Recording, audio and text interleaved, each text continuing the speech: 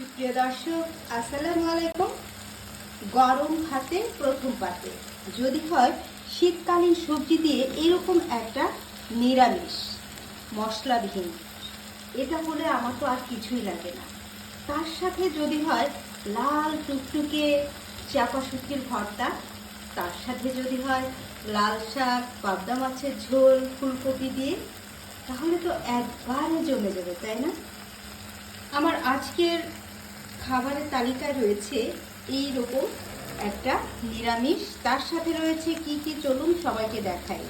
রয়েছে লাল শাক দিয়ে পাবদা মাছের কারি।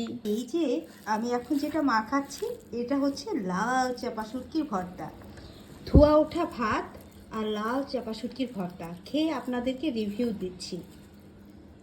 বিসমিল্লাহ। আহা হা হা, একেবারে পরানটা ভরে গেল সুপ্রিয় দর্শক। গরম ভাতে প্রথম পাতে লাল শুটকির ভর্তা পড়লে আর কি চাই বলুন তো। একেবারে হৃদয় হরণ করা, আর হৃদয়টা আমার পরিতৃপ্ত হয়ে গেছে এই লাল শুটকির ভর্তা খেয়ে। আপনারাও এই শীতে বেশি বেশি সবজি খান, শাক শুটকি খান, খুব মজা পাবেন খেয়ে।